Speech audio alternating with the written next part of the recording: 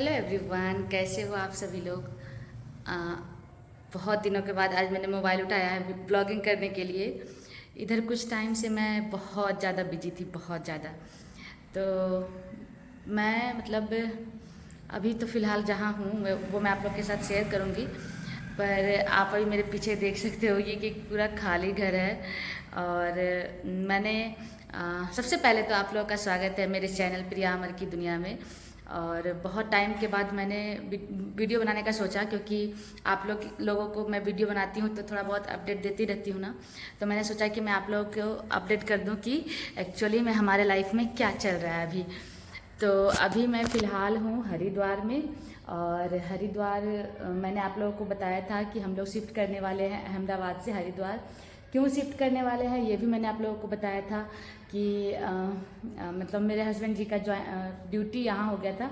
आप इसको ट्रांसफ़र बोल सकते हैं या फिर उन्होंने ही चूज किया अहमदाबाद से निकलने का, क्योंकि अहमदाबाद का जो एरिया था जहाँ हम लोग रहते थे वो हम लोगों को थोड़ा समझ में नहीं आ रहा था। समझ में नहीं आ रहा था मतलब ठीक था, अच्छा था। यहाँ आने के बाद तो लग रहा है कि अच्छा ही था फ़िलहाल, क्योंकि अभी मैं आगे बताऊँगी कि क्यों ऐसा बोल रही हूँ। बट फिर भी लाइफ में थोड़े बहुत चेंजिंग लाते रहना चाहिए। और मेरी आवाज़ थोड़ी ख़राब हो गई है क्यों ख़राब हो गई है वो भी मैं बताऊंगी। तो वहाँ हम लोग अहमदाबाद से निकल गए थे 30 मई को। 30 मई को हमारी ट्रेन थी। 29 मई को हम लोगों ने अपना, नहीं सॉरी, 28 मई को हम लोगों ने अपना सामान शिफ्ट करने के लिए लोड करवाया था। सामान पूरा पैक करवा के मूवर्स एंड पैकर्स को लोड करवाया था। और उसके बाद फिर हम लोगों की ट्रेन थी 30 मई की। तो 30 मई को हम लोग वहाँ से निकले थे दुमका के लिए, क्योंकि दुमका मेरा मायके है और बहुत सालों के बाद जाना हो रहा था।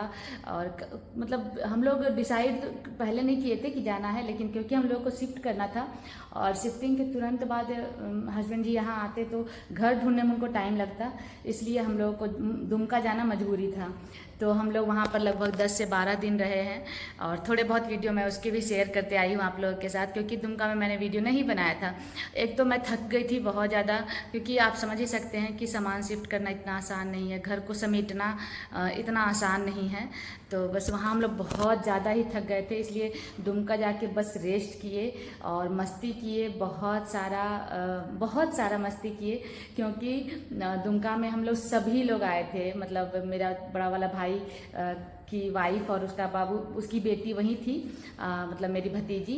और फिर हम लोग, मतलब मेरी छोटी वाली भाभी थी वो भी पटना से आ गई थी, वो भी पटना में भी फ़िलहाल के लिए थी। तो अब भी मेरी दीदी की गर्मी छुट्टियाँ चल रही थी तो उसको भी हम लोग बुलाए थे।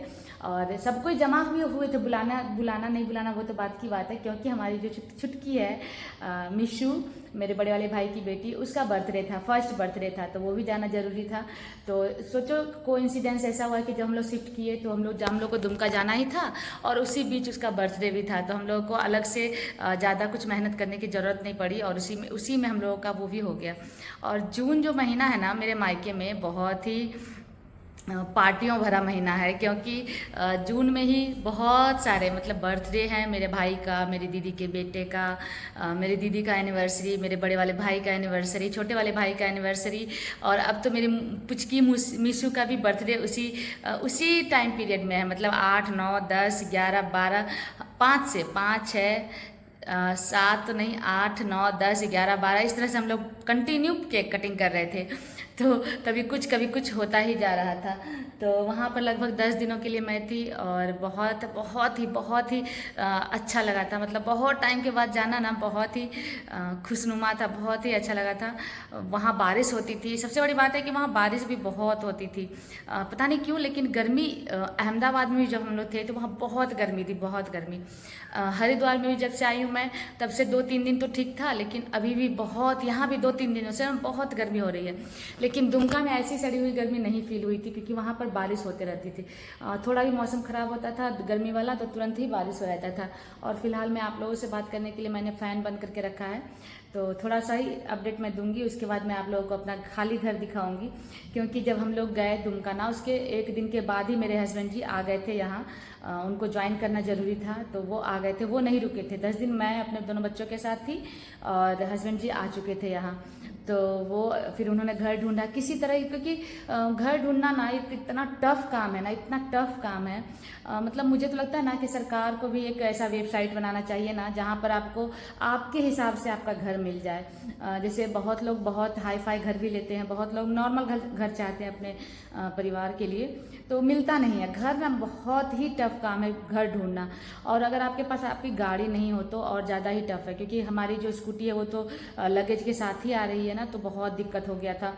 फिर भी हस्बैंड जी ने किसी तरह 5-6 घर देखा दोस्तों के थ्रू ही, ऑफिस के दोस्तों के थ्रू ही। उस पहले तो वो 1 वीक के लिए रुके अपने मतलब उनका जो भी कंपनी होता है ना, जो भी जहाँ वो ज्वाइन करते हैं, हर जगह ऐसा रूल है कि अगर फर्स्ट आप ज्वाइनिंग के लिए जाते हो तो आपको कम से कम 1 वीक के लिए वो लोग होटल अच्छा मतलब 3 स्टार होटल प्रोवाइड कराते हैं। तो वो तो वहाँ रुके थे, बट फिर भी ऑफिस के बाद घर ढूंढते ही थे, क्योंकि हम लोग को घर सिर्फ घर नहीं ढूंढना होता है, घर देख करके फिर स्कूल भी देखना होता है कि पास में स्कूल भी रहे। क्योंकि हम लोग 1-2 बार ऐसा मतलब एक विशाखापट्टनम में जब रहते थे ना, तो हम लोगों का घर स्कूल से बहुत दूर था, तो ऑटो चार्ज भी बहुत अच्छा खासा लग जाता था। तो हम लोगों ने सोचा था कि इस बार कि हस्बैंड जी तो ड्यूटी चले जाएंगे स्कूटी से, 5-10 मिनट आगे पीछे भी रहेगा, लेकिन बच्चों का स्कूल पास रहे तो अच्छा है, मैं मैनेज कर लूँगी। तो वही सब सोच के घर ढूंढे, और घर ढूंढने के बाद लगभग 5-6 दिनों के बाद फिर मैं आई मैं अपने पापा के साथ आई थी, और दोनों बच्चों के साथ, मतलब दोनों बच्चे और मैं और पापा आए थे। फिर पापा 1-2 दिन रुके, हम लोग हर की पौड़ी में स्नान किए, फिर पापा भी चले गए, क्योंकि अभी सामान मेरा नहीं आया है। ये ट्रेजेडी हो गई है हमारे साथ इस बार कि हमारा सामान लगभग 20 दिन हो चुके हैं, सामान हम लोगों का डिलीवर नहीं हुआ है। और ये उत्तराखंड में जो सेवा दिया गया है, इतने इंडिया के प्रेस्टिजियस, मैं इसके बारे में ना अलग से वीडियो बनाऊंगी, आप लोग शेयर करूंगी कि हम लोग क्या क्या परेशानी झेले हैं इस शिफ्टिंग में। क्योंकि जब विशाखापट्टनम से अहमदाबाद गए थे ना, तो वहाँ हम लोगों ने कुछ भी परेशानियाँ नहीं झेली थी, बहुत ही अच्छे से हम लोग थे। लेकिन इस शिफ्टिंग में हम लोग को बहुत परेशानी हुई है। पैसे से तो होती ही है, फिर मतलब आपको इकोनॉमिक कंडीशन से तो होती ही है, लेकिन फिजिकली मेंटली जो परेशानी होती है ना, वो ज़्यादा ही टॉर्चरिंग होती है। क्योंकि पैसे है तो आप तुरंत खर्च करके आप अपना काम निकाल सकते हैं, लेकिन आप पैसे देने के बावजूद आपका काम नहीं हो ना, तो वो बहुत ही फ्रस्ट्रेटिंग होता है। तो चलिए कोई बात नहीं। और आप मेरे बाल देख सकते हैं कि मैंने अपने बालों को कट करा लिया। मैंने आप लोगों को बताया था ना कि मैं जब जाऊंगी तो सबसे पहले मैं बाल कट कराऊंगी, क्योंकि लंबे बाल रख रख के मैं थक चुकी थी, और मुझे था मेरा बाल एकदम इतना छोटा हो जाए कि बस एक चोटी भर हो, और धीरे धीरे तो ये ग्रो कर जाएगा, मुझे पता है 1-2 मंथ में और सुंदर से ये ग्रो कर जाएगा। अभी तो बहुत फिलहाल मैंने बहुत ही छोटा करा लिया है, बट फिर भी मैं इसको भी अभी इंजॉय कर रही हूँ, इस छोटे बालों को भी। और जब ये बड़ा हो जाएगा तो फिर से वैसा ही हो जाएगा। तो चलिए मैं आप लोग को अपने इस खाली घर का, क्योंकि कल जाकर के मेरा सामान आने वाला है, अभी जस्ट मुझे कॉल आया है, तो मैंने सोचा कि सामान आ जाए तो खाली घर का तो आप लोगों को मैं मतलब टूर दे भी नहीं पाऊंगी, इसलिए मैं सोची कि फटाक से एक वीडियो बना लेती हूँ। मेरा बिल्कुल भी वीडियो बनाने का मन नहीं था, इतना फ्रस्ट्रेशन में मैं पड़ी हुई थी ना। ये 2 कॉट मेरे ऑनर ने दिए हुए हैं, तो उन्हीं का कॉट पर हम लोग सोए बैठते हैं, मतलब दिन भर इसी पर पड़े रहते हैं, क्योंकि कुछ है ही नहीं करने को। तो मैं आप लोगों को सारी चीज़ें बताऊंगी। तो चलिए फिलहाल तो मैं छोटा सा टूर दे दूँ इस घर का, जो हम लोगों ने लिया है हरिद्वार में, एकदम प्रॉपर हरिद्वार में हम लोग अभी स्टे कर रहे हैं, यहीं पर रह रहे हैं, और बच्चों का स्कूल का एडमिशन भी करा दिया है, वो सभी मैं बताऊंगी। तो चलिए फिलहाल तो मैं बताती हूँ। और ये जो जहाँ मैं रह रही हूँ, ये एक सोसाइटी है, मैं नाम नहीं बताऊँगी सोसाइटी का, क्योंकि सेफ्टी पर्पज़ से नहीं बताना चाहिए। तो ये एक सोसाइटी है, और ये बहुत ही मैं क्या बोला, वेल ग्रूम्ड और वेल मतलब डेकोरेटेड, बहुत सुंदर सा सोसाइटी है। और इस सोसाइटी का जो भी रोड है, जो भी व्यू है, इतना खूबसूरत है ना, मैं कभी उसकी वीडियो भी बनाऊंगी तो आप लोग के साथ शेयर करूंगी। तो चलिए फिलहाल तो मैं दिखाती हूँ कि मेरा घर कैसा है। तो आप देख सकते हो यहाँ तो मैं हूँ, और ये जो है मेरा एंट्रेंस है। तो मैं फर्स्ट फ्लोर पर रह रही हूँ अभी। मैं मतलब मुझे मेरा घर जो है फर्स्ट फ्लोर पर मिला है, और नीचे जो है मेरे ओनर रहते हैं। तो बस ये 2 घर का ही मतलब 2 ही फ्लोर का घर है, ग्राउंड फ्लोर और फर्स्ट फ्लोर। तो ग्राउंड पर वो लोग रहते हैं और फर्स्ट फ्लोर पर मैं। तो ये मेरा एंट्रेंस है, और एंट्रेंस से सेट करके ही यहाँ किचन है। और ये घर भी बहुत बड़ा है, बहुत सुंदर है, जैसे अहमदाबाद वाला था ना वैसा ही घर है, ये थोड़ा बहुत ही वैसा है। वो भी घर बहुत सुंदर था, ये भी बहुत सुंदर है। तो आप देख सकते हैं कि ये मेरा एंट्रेंस है, और एंट्रेंस से सेट करके ही आपको यहाँ पर मेरा किचन दिख जाएगा। और किचन बहुत खूबसूरत है, और इस बार किचन में चिमनी भी लगा हुआ है। लास्ट वाले में तो ओपन विंडो था सामने में ना। आप लोग अगर पुराना मेरा वीडियो देखोगे तो आपको थोड़ा पता चलेगा। तो एक विंडो था, बहुत बड़ा सा विंडो, तो मेरे किचन में एकदम धूप भी आता था, बट यहाँ वैसा नहीं है। तो यहाँ पर एक चिमनी लगा हुआ है, तो ये भी अच्छा ही है। और सेम वैसा ही नीचे का जो है मॉड्यूलर है, ऊपर भी थोड़े बहुत रैक्स हैं, और ये किचन से ही अटैच। फिर जैसे ही मैं किचन में आ रही हूँ, और अभी आप देख सकते हैं कि कुछ बर्तन रखे हुए हैं, गैस है, चूल्हा है, थोड़े बहुत सामान जो हम लोग खाते पीते हैं वो सब रखा हुआ है। तो ये जो सामान है ना, ये मेरी ओनर ने दिया है। एक्चुअली हम लोग जब शिफ्ट, तो सामान आने में लेट हुआ, तो इसी बीच मेरे हस्बैंड जी गैस सिलेंडर ले आए। हम यहाँ पर पाइपलाइन वाला अभी सिस्टम नहीं था, तो ये जो पाइप है ना, गैस सिलेंडर नीचे लगा देने से वहाँ से पाइप से कनेक्शन करके यहाँ तक है। थोड़ा अलग है, बताऊँगी कभी वो भी कि कुछ डिफरेंट है इस शहर में भी, इस शहर के घरों में भी। तो बस वो पाइप गैस ले आए सिलेंडर हस्बैंड जी। तो हम लोगों ने सोचा कि अगर सिलेंडर ले ही आए हैं तो बाहर का क्यों खाना, घर पर ही हम लोग बनाते हैं। और ये चूल्हा ना पहले से ही मेरी ओनर ने यहाँ रखा हुआ था, ऐसे ही उनके यहाँ रिजेक्टेड चूल्हा था, तो यहाँ रख दिया था, घर खाली था। तो हम लोग बोले चलो इसी को यूज करते हैं। और तो हम लोग जा रहे थे बर्तन खरीदने, तो मेरे ऑनर, मत खरीदो बर्तन, मेरे पास थोड़े बहुत बर्तन है वो ले लो। तो ये सब मैंने उनसे लिया, और 1-2 प्लेट हम लोग खरीद करके लाए, और हम लोग अभी कुकिंग करते हैं और रात का और दिन का खाना बनाते हैं। तो आप देख सकते हैं कि किचन से निकल करके ही ये एक हॉल है, बहुत बड़ा हॉल है। ये जो हॉल है, इसी हॉल से कनेक्टेड एक इधर भी है। अच्छा, ये एक बड़ा ये भी एरिया है, मतलब ये दोनों कनेक्टेड है। तो अगर आप इसको डाइनिंग एरिया, या आप इसको डाइनिंग एरिया ही बना सकते हैं, और इधर अगर आपके पास सोफ़ा है तो सोफ़ा बना सकते हैं। और एक बालकनी है, वहाँ पर छोटा सा बालकनी है, वो भी मैं दिखाती हूँ आप लोगों को। तो ये बालकनी है, छोटा सा ही है लेकिन अच्छा है, देखने में सुंदर है।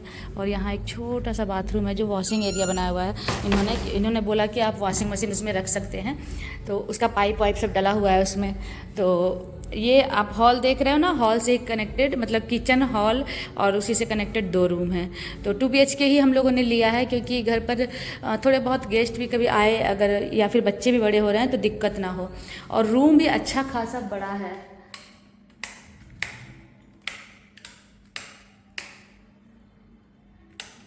तो आप देख सकते हैं कि रूम ना बहुत बड़ा है। और हम लोगों की दोनों ट्रॉलियाँ रखी हुई है, एक तो हस्बैंड लेके आए थे, एक मैं लेकर के आई थी। और इस घर में एक चीज़ है कि इस रूम में, बेडरूम में एक जो भी आप बोल सकते हैं अलमीरा या कबर्ड जो भी है वो बना हुआ है। तो इसमें भी फ़िलहाल थोड़ा बहुत ही सामान है। तो ये एक मतलब है, और एक इधर है। तो दोनों गेट में नहीं खोलिए, हाँ इस तरह से ये बना हुआ है। तो ठीक है, क्योंकि लास्ट वाले घर में बिल्कुल भी रैक्स नहीं थे, तो बहुत ही दिक्कत होता था। सिर्फ किचन था, तो किचन वाले रैक्स में ही हम लोगों को यूज करना पड़ता था। उसके बाद इस रूम से निकल करके आप देख सकते हो, ये दूसरा रूम है। तो ये जो गद्दा आप देख रहे हैं, ये 2 गद्दे, और वहाँ एक गद्दा है, अभी मेरा बेटा उठा करके ले आया है, और वही बेडशीट उठा के से फेंका है। तो वो आफ्टरनून में उठा करके ले आया था, क्योंकि मैं और छोटा वाला बेटा इस पर लेटे हुए थे, तो बड़ा वाला बेटा लेकर के इसको ले करके लेट गया था, क्योंकि हम लोग फ़ैन चला के वहाँ लेटे थे। तो वो एरिया थोड़ा सा ठीक लगता है लेटने में दोपहर में, क्योंकि यहाँ गर्मी बहुत है। तो ये एक रूम है, और इस रूम में अभी कुछ भी नहीं, इधर रैक भी नहीं है। और अभी हम लोग स्कूल का एडमिशन कराया ना दोनों बच्चों का, तो बुक्स लेकर के आए हैं, तो वो रखा हुआ है। और ये पीछे का एरिया है जो इस तरह से है वेंटिलेशन के लिए। तो यहाँ वेंटिलेशन है, ऊपर से भी वेंटिलेशन आता है, और इधर एक बड़ा सा ये नेट लगा हुआ है। तो एक बाथरूम इधर है। तो ये इंडियन है, और अंदर वाला जो है वो है वेस्टर्न वाला, जो मेरे बेडरूम में था। इस बेडरूम में आप देख रहे हो, ये वेस्टर्न बाथरूम है। तो बस ऐसा है ये घर हरिद्वार का, जो फ़िलहाल तो अच्छा है। और तो कल शायद सुबह ही सामान आ जाएगा। तो बहुत टाइम हो चुका है, 20-21 दिन हो चुके हैं जो सामान मेरा नहीं आया। नॉर्मली रूल्स होते हैं, रूल्स भी क्या मैं बोलूँ, बातें होती हैं कि 10 से 12 दिनों में आपका सामान आ जाएगा, बट ऑलमोस्ट डबल डे, मतलब डबल टाइम हो चुका है जो सामान अभी तक डिलीवर नहीं हुआ था। और सामान नहीं रहने से ना बहुत दिक्कत होती थी। दिक्कत मतलब बहुत दिक्कत तो है ही, क्योंकि सामान नहीं है तो छोटी मोटी चीज़ें, जैसे बच्चों का खाने पीने का एक रूटीन होता है, वो रूटीन फॉलो नहीं हो पा रहा है। बच्चों को कुछ से कुछ मैं खिलाती हूँ कभी सिर्फ दाल चावल बनाई, कभी सिर्फ चावल फ्राई कर दिए। मेरे पास आटा से मतलब बेलन और चकला या तवा नहीं था, तो मैं खरीदी भी नहीं, क्योंकि मेरे पास ऑलरेडी 2-3 तवे हैं। तो मैं सोची कि 2-4 दिनों के लिए मैं क्या ही खरीदूँ। बट सोचते सोचते 1 वीक से ज़्यादा हो चुका है। बट फिर भी अब चलो, कल तो सामान आ जाएगा तो रिलैक्स हो जाएगा। क्योंकि मैं ना बर्तन बढ़ाना नहीं चाह रही थी, क्योंकि मेरे किचन में ऑलरेडी सभी कुछ है, जितना मुझे चाहिए सब चीज़ डबल ट्रिपल करके होगा। तो फिर मैं अगर यहाँ पर लूँगी तो फिर से वो और 1-2 ज़्यादा हो जाएगा। तो मैं सोची कि शिफ्टिंग के टाइम में फिर वही होता है कि सामान ज़्यादा है तो कौन जाता है उतना टेंशन लेने के लिए। तो यही सब सोच करके मैंने फिर सामान ज़्यादा नहीं बढ़ाया है। और बच्चों का स्कूल भी शायद 26 तारीख से स्टार्ट होगा बड़े वाले का, और 29 तारीख से स्टार्ट होगा छोटे वाले का। दोनों को मैंने सेम स्कूल में ही डलवाया है। और इस बार मैंने सब चीज़ देख करके CBSE में डलवाया है, क्योंकि हो गया बहुत मतलब बहुत पढ़ाई लिखाई तो चलो ठीक है, बच्चे करते ही हैं, लेकिन स्कूल अच्छा रहता है तो बच्चों को इन्वायरमेंट भी अच्छा मिलता है। और इधर उधर शिफ्टिंग के चक्कर में बच्चों को थोड़ा बहुत तो हो ही जाता है सेटल करने में। लेकिन फिर भी अभी मेरे बड़े वाले बेटे को मैट्रिक देने में कम से कम 4 साल है, तो हो जाएगा एडजस्ट। और मैं चाहूँगी कि एक जगह पर रुक करके फिर वहाँ से दिलवा दूँ उसको कम से कम मैट्रिक का, और बाकी का बाद में देखेंगे। तो चलिए, इस वीडियो को मैं यहीं तक रखूँगी, क्योंकि अभी 17-18 मिनट का वीडियो ये बन चुका है। कितनी सारी बातें मैंने आपके साथ कर ली है, और ज़्यादा लंबा मैं वीडियो नहीं बनाऊँगी। हाँ, मैं दूसरा वीडियो ज़रूर बहुत जल्द बनाऊँगी, जब जैसे ही सामान आएगा ना उसके 1-2 दिन बाद ही, कि मैं इस शिफ्टिंग में मैंने क्या कैसी परेशानियाँ झेली है, और कौन सा वो पैकर्स एंड मूवर्स था जिसके कारण ये इतना सारा फजीहत हुआ है। और सारा कुछ मैं आप लोगों को डिटेल से बताऊंगी। अब मुझे बताना ही पड़ेगा, क्योंकि मैं नहीं चाहूँगी कि आप लोग भी सेम चीज़ झेले और सेम तरीके का मेंटल टॉर्चर आप लोग को भी हो। तो मैं आप लोग के साथ बहुत जल्दी शेयर करूँगी कि क्या, कैसे, क्यों, कब और कौन सा वो पैकर्स मूवर्स था जिसके थ्रू ऐसा हुआ है। तो आप लोग भी आगे से सचेत रहना। तो चलिए, इस वीडियो को मैं यहीं पर लास्ट करती हूँ। और ये इस घर का जो खाली घर का टूर है कैसा लगा है ज़रूर बताइएगा। अगर अच्छा लगा है तो प्लीज़ लाइक कीजिएगा, कमेंट कीजिएगा और शेयर ज़रूर कीजिएगा। तो मिलते हैं नेक्स्ट वीडियो में। इस वीडियो के लास्ट में बस यही कहना चाहूँगी कि प्लीज़ आप लोग मेरे चैनल को सपोर्ट ज़रूर करते रहिए और अपना प्यार देते रहिए। चलिए, मिलते हैं, बाय बाय।